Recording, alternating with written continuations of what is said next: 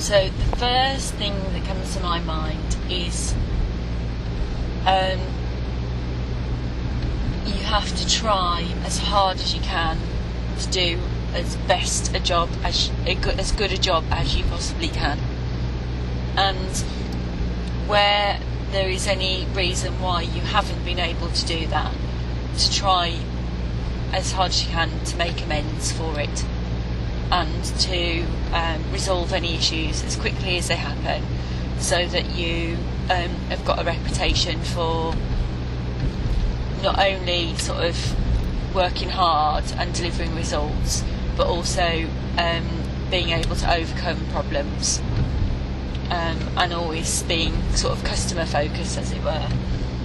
The other thing is, I think from my perspective, there have been a few projects that I've been involved with where actually I've got a reputation on a positive side for thinking big, and people like sort of thinking,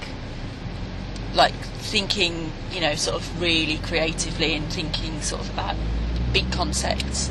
So that kind of is a good thing.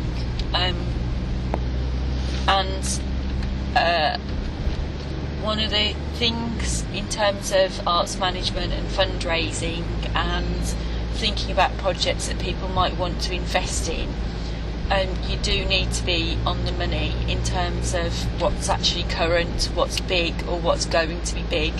So, and I mean that in terms of what could be considered as fashion, but what's culturally hot, but also, for example, in terms of government funding, what they're actually interested in dealing with, what they're interested in addressing, what's their agenda. So it needs to kind of tick the box. So research is really important, and knowing the area that you're working in. The other thing is, if you don't talk about what you're doing and you don't share what you're doing, people won't know what you're doing, so they won't actually, you know, it's like marketing comes in really handy. It's really important as part of raising the profile of a project, but raising the profile of your ability, just communication is really difficult to get right, and it's certainly not something I get right all the time at all. It's a big area for development for me, but communication is the big one, because if you're not communicating effectively, you've had it. So and you don't realise as well, for you as a freelancer, as an individual, well, you do realise, you start to get feedback, like people saying, gosh, you know, like say for example Mob, I got feedback from someone that I really, really respect, and really admire and aspire to be like in lots of ways. And they were saying, do you know what, Mob is the only youth project that I've heard about for ages, and it's the biggest thing that I've heard about, you know, sort of, it's really interesting what you're doing. And that was not through seeing it, it was through hearing about it. And the people that were talking about it were me and other mobsters. So, you know, if you're getting in people, you know, if you're saying this is big and you're getting that perception out there, people believe it is, whether it's only 6 people turning up on a Thursday evening or not. Although, on the other hand, you can manage perception and people can think something's amazing, but you've got to back it up, and it has actually got to be amazing, because otherwise you get caught out. So there's a few things, but basically it's thinking about everything that you do.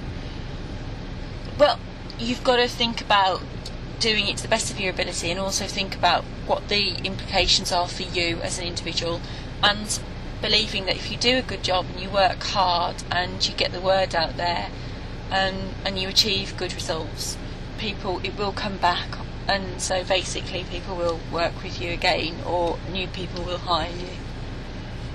On the other hand, if you sometimes, especially when there's organisational development happening, in some positions you might be the person that's delivering some tough messages, and sometimes that means that you might burn some bridges somewhere along the way. So that's really hard. I really try hard not to burn bridges, but sometimes it does happen. You have to accept it.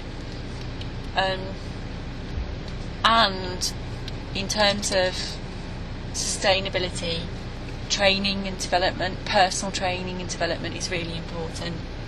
I mean, I've subscribed to a site in London that does drama workshops for practitioners that work in participatory arts, including teachers who work with children, young people, who teach. And basically, I'd like to go and do some of the workshops to remind myself of my own practice and to perhaps pick up a few new tricks. So it's really important to stay fresh in your practice as well, and challenge yourself and have space for thinking and exploring and innovation.